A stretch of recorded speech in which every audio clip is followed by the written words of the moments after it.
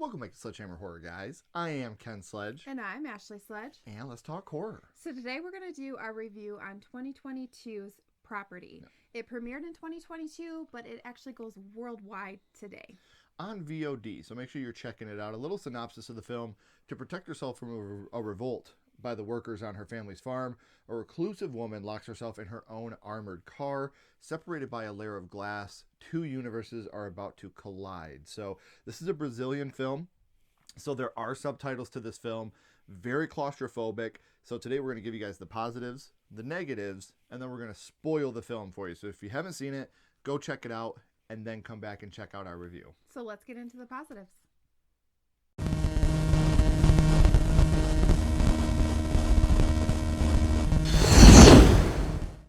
So this movie starts off with a bang, which we'll talk about in the spoilers, but it goes right from that into this awesome title sequence. It's like animated and it looks really good, and I was super excited watching the title sequence as to what we're gonna get. I was hoping for a little more of this throughout the film, though. Yeah. So talking about starting with a bang, there were some really brutal kills. Great practical effects with the kills. If you know me, I love a good kill and I'd like to watch it. Mm-hmm. And you do get a couple of those in this film, but it's cool because there's certain points where they go back and forth in time, and like you see things from one point of view and then from another point of view, but they were filmed in the same spot, so you could tell they were filming with different cameras in different locations doing the exact same thing. And it's really unique to watch this happen in this film, and it's actually great. This is one of my favorite parts of the direction of the film, is watching something that happened earlier happen again from another person's point of view at another part of the house. I thought that was a really cool idea. Yeah, absolutely. So there's some really anxious moments, and we'll get a little bit more into that with the spoilers, but it's hard to give positives and negatives on this movie without spoiling. Yeah. So there's a few moments where you feel very like claustrophobic and like anxious. Yeah. And one more, this is a very, very unique take on a home invasion type of movie. It all plays together. We talked about it in the synopsis. She gets locked in her armored car. There's a reason for all of that. Yeah. And the reason that her car is armored to start with. So those are some of the positives about the movie. Now let's get into some of our negatives of Property.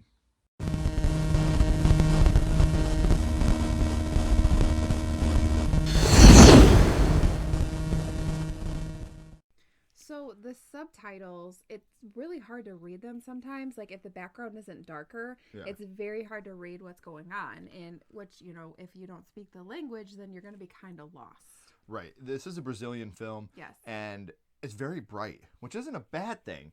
But when you have your subtitles in white on a bright screen, sometimes it's hard to read them. It's easy to follow along with what's happening in the movie, thank God. But sometimes it's hard to understand exactly. Sometimes the language barrier is hard. You still understand what's happening, though. Another thing for me is there's a lot of lingering shots. Now, I don't mind staying on a shot for something to happen. But if you stay at a shot on someone's face for a good 30 seconds and then it just cuts to another shot, it felt like a lot of filler time. For sure. Now, I don't know. I wouldn't be surprised if this started as a short film and then got the feature treatment, because this, to me, would have worked better as a short. It felt like they drug a lot of moments on to make it into a feature. Yeah, so there's a lot of characters, and it's hard to follow all of them because we're constantly being introduced to different people. Well, I couldn't tell you barely any of their names. Yeah, so it's really hard to get any development on them. They're not fleshed out. Like, there's not a lot that you feel for any of them because you're getting introduced to so many other people. I can think of 5 characters out of all of them that you actually know their name and you actually either love or hate. Yeah. All the other ones are just like people that are standing around. Very, very slow moving. When I think of a home invasion type of movie, I don't think of like ultimate fast pace, but it's at least got to give me a little bit of adrenaline. Yeah. Very little of that to me. I thought a lot of it was very slow moving, almost boring at parts. Yeah, we don't really care about the characters, like we already said, except for Teresa. The other ones were just like, wow, that person's a dick. Yeah, like this person's really an asshole, or they're like, wow, this person's really good at like trying to persuade somebody. Right. But yeah, other than that, it's like I don't care if they're alive, if they're dead, or if Teresa's the only one that you genuinely have a feeling of empathy for. Yeah. Maybe the old lady, I can't remember her name. But then she does things where you're like, you know what? Fuck her too. Yeah, that's the You one know? that I was thinking of. That is very easily that persuades people. Yeah, she tries to manipulate people Yes. into thinking what she wants. See, like I said, there's definitely some positives, definitely some negatives. Now we're going to get into the spoilers. And like I said, we're going to talk more positives and negatives in the spoilers. But with a movie of this scope, almost anything you say is going to spoil what's happening in the film from the intro to the end. And so now we're going to get into our spoilers. If you haven't seen it, go check it out. If you don't care, let's get to the spoilers.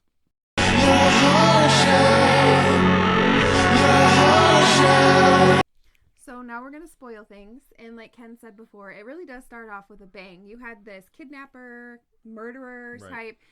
He is holding someone hostage and he gets sniped. And it looks really good. It looks like it's found footage almost. Yeah, or like someone was recording it with their phone, because people record everything nowadays. And the dude gets his brains blown out while he's holding this woman. I can't tell if it's because it's so far away, if it's at knife point or gun point. You can't really tell, but we then follow Teresa and her family. She was the one being held hostage in the open. Now, there's a point where her husband Roberto is talking to her, and he's like, I had the car armored, and the reason I did that is because they love you. And so we don't know if she's like a political person or like if this was just like a random attack. So like it's kind of confusing. Again, we don't get any type of who these characters are. We get no semblance. Yeah. And that's one thing that pisses me off because like, why was she being held? Why does he talk about how he's doing everything for her and everybody in the city loves her? Like, is it just because she was a random person? Or that's kind of the feeling I got was like, because she went through this and she was probably on the news and everything. Yeah. And so everybody knows who she is now because of this tragic So maybe it was just like event. A random person. Because they were like just right out in the street. And you can't tell if he's got a knife or a gun, but he's like, I'll kill her. I swear to God, I'll fucking cut her throat. So or maybe he says something along those lines. So, but it's hard to see at that moment. And again, it's hard to read what they're saying and you can't really see what he has. But he's not happy.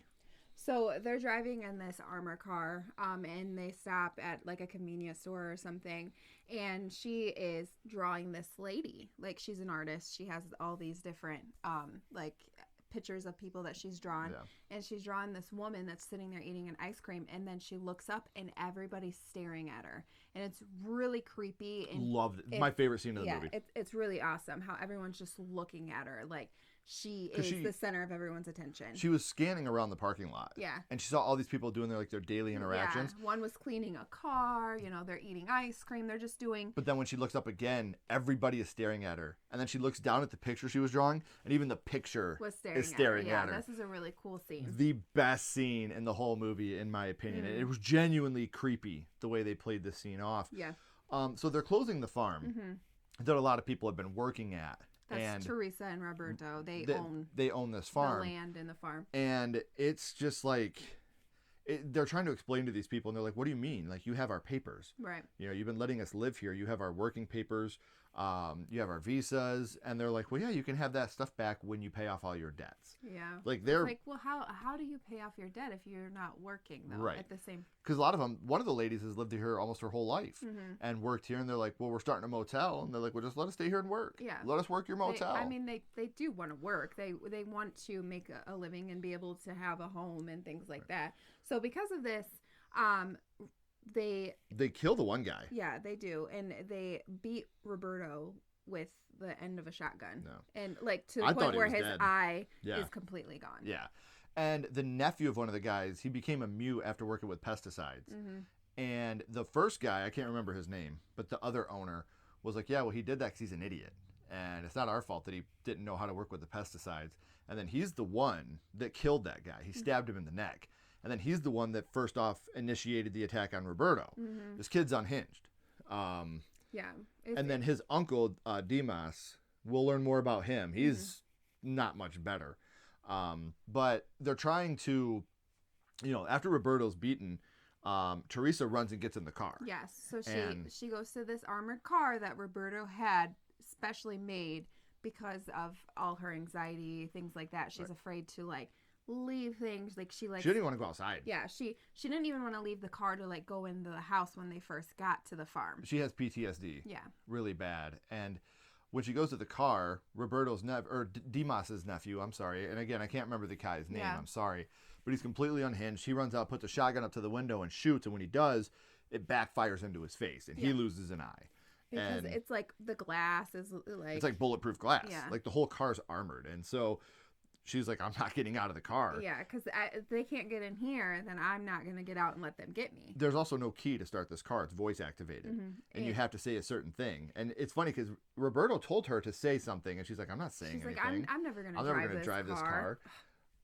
I wonder if that comes into play later. But, I mean, we'll talk about it. But they end up draining the gas out of her car because she won't get out. They're like, fine, we'll drain the gas. You ain't going nowhere. Yeah, so, again, she won't get out. So, they try to smoke her out. They're smoking things. And they even take, like, a Molotov cocktail and throw it inside. And they're really trying to get her out. Well, there's one part where they almost have her out of the car. Yeah. And they're bringing Roberto. Because Roberto, after the nephew shot the car and it backfired in his face, he was put in the same room as Roberto, who is Teresa's husband. Mm-hmm. And he got up and suffocated him and killed him. He killed the nephew. So they're taking Roberto out there to show Teresa he's still alive. Like, come out of the car, come help him. How about we take him to the hospital? And so she was almost ready. She's getting ready to get out of the car to help her husband. Yeah, and that's when... Here comes Dimas. Yeah, Dimas, he kills him. And he screws the whole plan of them even getting her out of the car. Shoots him probably 7 times. Yeah. So just dead. overkill right in front of his wife. Mm-hmm.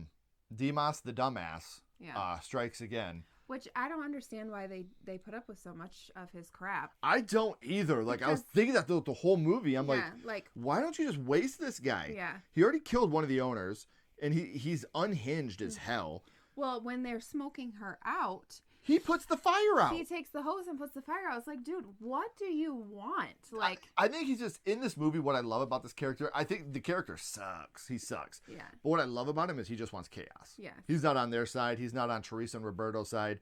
He just wants to fuck everyone over. Because I think he wants to be the one to kill Teresa, which we'll talk about in a little bit. Mm-hmm. But he wants to be the one, because they start to smoke her out, and she's about to get out, and he turns on the hose. At first we were watching, I was like, oh, it starts raining here. How convenient. I know, that's what I thought. I was like, it's like someone's looking out for her. Yeah, because you're like, oh, it started raining, and then the camera pans over and you see it's Dimas hosing down the car. And they don't say anything. Yeah, they're just like, look at him like, come on, man. Like, what the hell? Why did you do that? Yeah, and then they just move on like, oh, guess that didn't work. So why does she get out of she ends up getting out of the car. Yeah, she tries to like make a run for it, and Dimas was hiding. Yeah, well, one of the she bribed one of the girls to go shut off the generator with this like really beautiful dress that she made. Yep. And so the girl did shut off the generator and knocked all the gasoline over. The diesel. Yeah. Over, so they couldn't restart it. And then but she kind of sells her out to Dimas. She does, because Dimas is like, where'd she go? And she points to where she went. Yeah. So she really was only in for it for the dress and the earrings that she got. Yeah. Because he was looking at her earrings like, oh, where'd you get those fancy things? Yep. And then she's that way. She's that way. Well, he chases her into a barn. They have a pretty cool chase scene here, actually. Then she falls into like a horse stable. Dimas comes in to try to get her, and she stabs and kills him with a pitchfork. Mm-hmm. And it's so funny to me because she stabs and kills him.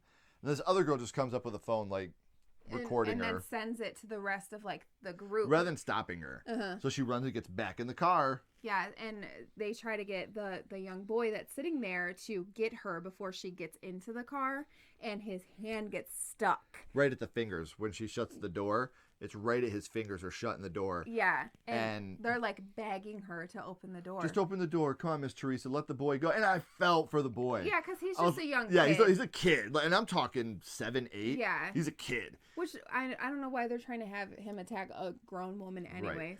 But, well, they can't get his fingers out, and she refuses to open the door.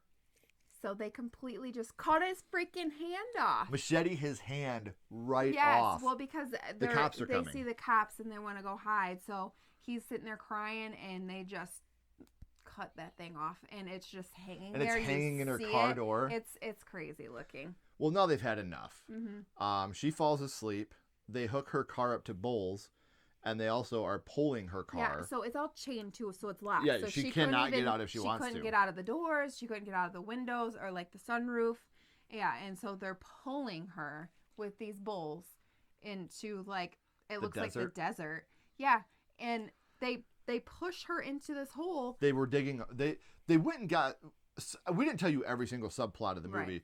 But they went and got other people from other farms, and they dug this huge fucking hole. Yes. And they rock her car and flip it into this hole, And the movie ends with them burying her alive. And this is when I'm unable to talking get about out of the car. When I started, this is such like an anxiety, makes you feel anxious, makes you feel claustrophobic. Because she ain't going nowhere. She's buried alive. She's like dead. There's no way she's getting out of this car, and it's hot out there. It's in the middle of the desert, and it's just like that is such a miserable way to go. Yeah. Because it's going to take a while for her to. Maybe, but she's probably gonna run out of oxygen before she like. Yeah, but that's a horrible feeling. Death. Like not being able to breathe. Like that makes me want to try to catch my breath. Yeah. So the ending is very dark, but it's awesome. Loved the ending. So overall, I'm gonna give this a 1.75 out of 5. I think the idea behind this movie is fucking awesome. Yeah. I think the idea is great. The execution, not so much. I wanted to get to know, like I said, if this would have been a 15 to 20 minute short, this would have been fantastic. Yeah. You could have, cut the characters down by maybe 15 characters and, just followed 2 to 3 characters and then had just the group join them at the end for the car push. Right. But the way that it played out, I didn't give a shit about anybody. I was supposed to, but I didn't because I didn't know anything about them. I couldn't tell you any of their names except for Demas and Teresa and Roberto. Those are the only 3 I know. Not even the nephew, the psycho one. So overall, I'm going to give it a 1.75. Like I said, idea's fantastic. Execution, not so much. Yeah. I'm going to give it a 1.5 out of 5. Again, you don't get these fleshed out characters. There's a lot of filler time, and it just made me a lot of boring moments. Yeah, I was kind of bored at points, and like, how much longer does this movie have? So, stuff like that. But like I said, the things that were great were really awesome. Like the ending, I thought it was so dark, and I really loved it. Well, and there was a lot of points in this movie where we may be in the minority here because this did win Best Picture at last year's Fantastic Fest. Yeah. So, I mean, like, a lot of people really enjoy this movie. So you should definitely check it out. This is definitely a movie that you should watch on your own and gauge your own response for it. It was just slow to Ashley and I. So, thank you guys so much for watching. Let us know in the comments if you've seen it. What do you think about Property? What did you love about it? What did you dislike about it? Would you like to see them try to do an American remake of this that isn't sanitized by Blumhouse? So, let us know in the comments what you guys think. And if you haven't already, please like and subscribe. It helps to build the channel more than you know. And follow Sledgehammer Horror on social media. Our links are in the description as well. But until next time, keep talking horror. Say who you are. And we'll see you guys soon. Bye, guys.